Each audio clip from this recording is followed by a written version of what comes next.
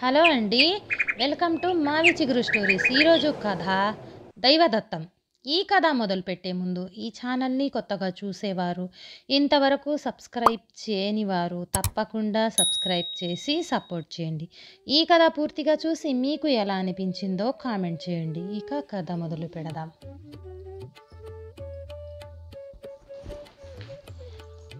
వత్సల దేశానికి కుశోవంతుడు రాజుగా పాలిస్తూ ఉన్నాడు. కుశోవంతునికి ఒకే ఒక కుమారుడు ఉన్నాడు. అతని పేరు కర్ణప్రియుడు. కర్ణప్రియుడు అందగాడు, మంచి తెలివితేటలు గలవాడు. అయితే రోజులన్నీ ఒక్కలాగా ఉండవు కదా. రాకుమారుడు ఒకనాడు ఉద్యానవనంలో విహరిస్తూ ఉంటే ఒక దుష్టపాము అతనిని కరిచింది. దాని విష ప్రభావం వల్ల రాకుమారుని శరీరం అంతా నల్లగా మారిపోసాగింది. కొన్ని రోజులకు రాకుమారుని శరీరం పూర్తిగా నల్లగా మారిపోయింది. పైగా అతని చర్మం పొరలు పొరలుగా ఊడిపోతూ కూడా ఉండేది. దీంతో రాకుమారుడు చూడటానికే అసహ్యంగా తయారయ్యాడు. ఆనాటి నుండి రాకుమారుడు ఎవరితోనూ మాట్లాడడు, నిస్తేజంగా ఒంటరిగా ఉండేవాడు. ఒకనాడు ఉన్నట్టుండి రాకుమారుడు కనిపించకుండా పోయాడు. మహారాజు కుశోవంతుడు మంత్రులు ఇతర రాజోద్యోగులను పిలిపించి కర్ణప్రియుడిని వెతికించారు. కర్ణప్రియుడు ఎక్కడా కనిపించలేదు. కొందరు భటులను ఇతర దేశాలకు కూడా వెళ్ళి కర్ణప్రియుడిని వెతకమని పంపించారు. కొంతకాలం గడిచాక కుశోవంతునికి రాజకుమారుడి జాడ తెలిసింది. మంత్రులను కొందరిని రాకుమారుని వద్దకు పంపి రాకుమారుని తిరిగి రాజ్యానికి రమ్మని కోరాడు కర్ణప్రియుడు. సన్యాసి వేషంలో ఉన్నాడు రాకుమారుడు.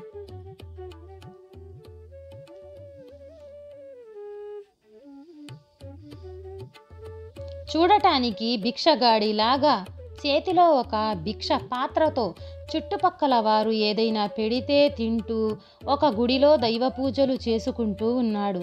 తాను తిరిగి వత్సల దేశానికి రానని, తనను బలవంతం పెట్టవద్దని, తనకు ఇక్కడే మనసు ప్రశాంతంగా ఉన్నదని చెప్పాడు. కర్ణప్రియుడు ఉన్నది వత్సల దేశపు పొరుగు రాజ్యమైన మాళవ దేశంలో. ఇక రాకుమారుడు ఆ విధంగా చెప్పేసరికి ఏం చెయ్యాలో తోచక వట్టి చేతులతో వెనుదిరిగారు. తీసుకు వెళ్ళటానికి వచ్చిన మంత్రులు ఇతర రాజోద్యోగులను భగవంతునిపై భారం వేసి రోజులు నెట్టుకొస్తున్నాడు కుశోవంతుడు. ఇక అక్కడ మాళవ దేశంలో రాకుమారుడు నివసిస్తున్న గుడికి ప్రతి కార్తీక సోమవారం నాడు రాజకుటుంబీకులు వచ్చి పూజలు నిర్వహించటం ఆనవాయితీ.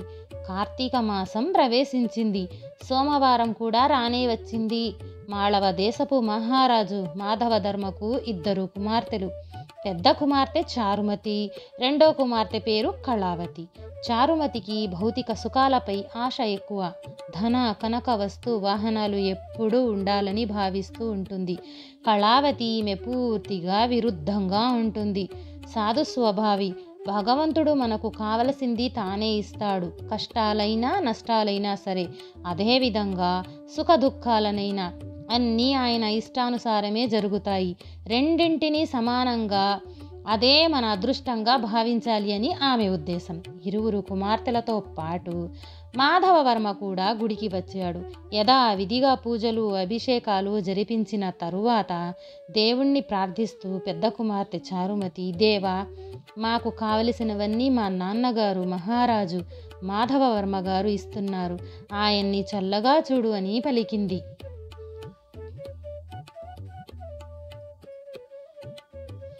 కళావతి, దేవా, మనం చేసుకున్న పుణ్య పాపాల ఫలితంగానే మనకు దక్కేదే దక్కుతుంది, కానీ రాకూడనిది మనకు రాదు. అందుచేత మాకు నువ్వు ఏది ప్రసాదించినా అంతా మన మంచికే అని భావిస్తూ ప్రార్థిస్తున్నాను అన్నది. 2 కుమార్తెల ప్రార్థనలు విన్న మాధవవర్మకు చారుమతి పైన అభిమానం ఎక్కువైనది. కళావతి ప్రార్థన ఆగ్రహాన్ని కలిగించింది. మహారాజు కళావతితో, దేవుడు ఏది ఇచ్చినా తీసుకుంటావా అన్నాడు. దైవాజ్ఞ లేనిదే ఏదీ జరగదు కదా నాన్నగారు అన్నది కళావతి. మహారాజుకు మరింత ఆగ్రహం కలిగింది. అయితే ఆ కనిపించే భిక్షగాడిని తీసుకొచ్చి పెళ్లి చేస్తాను, అది కూడా దైవాజ్ఞ అని సరిపెట్టుకో అన్నాడు కోపంగా. అదే దైవాజ్ఞ అయితే అదే ప్రసాదంగా స్వీకరిస్తాను అన్నది శాంతంగా కళావతి. మాధవవర్మ చూపించింది కర్ణప్రియుడినే. రాజు ఆగ్రహానికి గురి అయిన కళావతి చివరకు కర్ణప్రియుడిని పెళ్లాడక తప్పలేదు. అందవిహీనుడైన కర్ణప్రియునితో పెళ్లాడాక ఇంకా అక్కడే రాజ్యంలోనే ఉండాలనిపించలేదు. అంతా దైవానుగ్రహం అని భావించి అక్కడ నుండి బయలుదేరి అడవికి వెళ్ళారు. అడవిలో చిన్న కుటీరాన్ని ఏర్పాటు చేసుకుని కట్టెలు కొట్టి వాటిని చుట్టుపక్కల గ్రామాలలో అమ్మి దానితోనే జీవనం సాగిస్తున్నారు. భర్త ఉదయాన్నే కట్టెలు కొట్టడానికి బయలుదేరి వెళితే కళావతి కాసేపు ఆగి భోజనం మూట కట్టుకొని భర్తని వెతుకుతూ బయలుదేరేది. ప్రశాంతమైన జీవనంలో వాళ్ళు సుఖంగా ఉంటున్నారు. ఒకనాడు ఉదయం ఎప్పటిలాగానే కర్ణప్రియుడు భుజాన గొడ్డలి ధరించి అడవిలోకి వెళ్ళాడు. ఆ రోజు కర్ణప్రియుడు అడవిలో చాలా దూరం వెళ్ళాడు.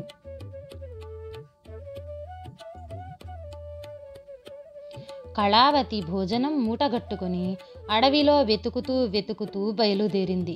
ఎంతసేపు వెతికినా కర్ణప్రియుని జాడ దొరకల. మధ్యాహ్నం వేళ మించిపోతుంది. చివరికి ఒక చోట చెట్టు నీడలో కర్ణప్రియుడు పడుకుని విశ్రాంతి తీసుకుంటున్నాడు. కర్ణప్రియుడు ఊపిరి వదులుతున్నప్పుడు అతని నాసికల నుండి నీలిరంగు పొగలుగా వస్తున్నాయి. ఆ పొగలకు ఆకర్షితురాలైన ఒక నల్లత్రాచు అటువైపుగా వచ్చింది.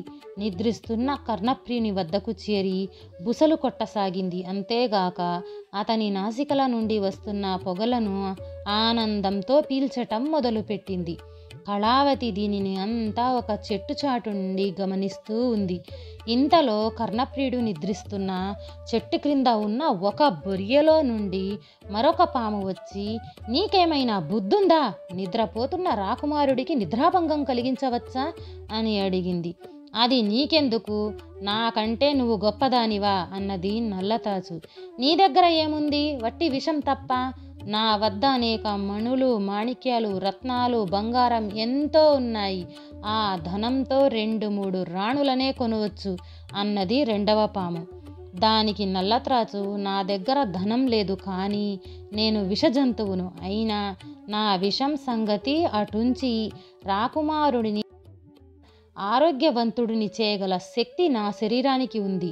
నా శరీరాన్ని రాకుమారుడి శరీరంతో రాపాడిస్తే అతను ఆరోగ్యవంతుడవుతాడు తెలుసా అన్నది. కళావతి ఈ మాటలను జాగ్రత్తగా విని అడవిలో తన రక్షణ కొరకు తెచ్చుకున్న కత్తితో 2 పాములను ఒక్క దెబ్బతో సంహరించింది. ఇదంతా భగవంతుడే తనకు ఇచ్చిన అనుగ్రహ ఫలితమేనని భావించి నల్లత్రాచు శరీరాన్ని రాకుమారుని శరీరంపై నుంచి రుద్దింది. ఆశ్చర్యపోయే విధంగా రాకుమారుని శరీరం నుండి నీలిరంగు పొగలు బయటకి వచ్చాయి. కర్ణప్రియుడు మునపటి కంటే కాంతివంతంగా మెరుస్తూ కనబడ్డాడు. అతని వికృత రూపం పోయి కర్ణప్రియుడు లేచిన తర్వాత జరిగిన విషయం చెప్పింది. ఇద్దరూ ఎంతో సంతోషించారు. రెండవ పాము బొరియను త్రవ్వగా వారికి అపారమైన నిధి కనిపించింది. ఇరువురు దొరికిన నిధిని తీసుకుని మాళవ దేశానికి వెళ్ళారు. మాధవవర్మ వీరిరువురిని చూసి తన తప్పు తెలుసుకున్నాడు. అల్లుణ్ణి క్షమాపణలు కోరాడు. ఈలోగా వేగుల ద్వారా కర్ణప్రియుని వృత్తాంతం తెలుసుకున్న కుశోవంతుడు కూడా అక్కడికి చేరుకున్నాడు. కర్ణప్రియుడు తండ్రిని ఆలింగనం చేసుకున్నాడు ఆనందంతో. తరువాత భార్య కళావతితో తండ్రి వెంట వత్సల దేశానికి వెళ్ళి తండ్రి తదనంతరం సుస్థిరమైన పరిపాలన సాగించాడు కర్ణప్రియుడు. ఈ కథ నచ్చితే లైక్, షేర్ చేసి తప్పకుండా సబ్స్క్రైబ్ చేయండి.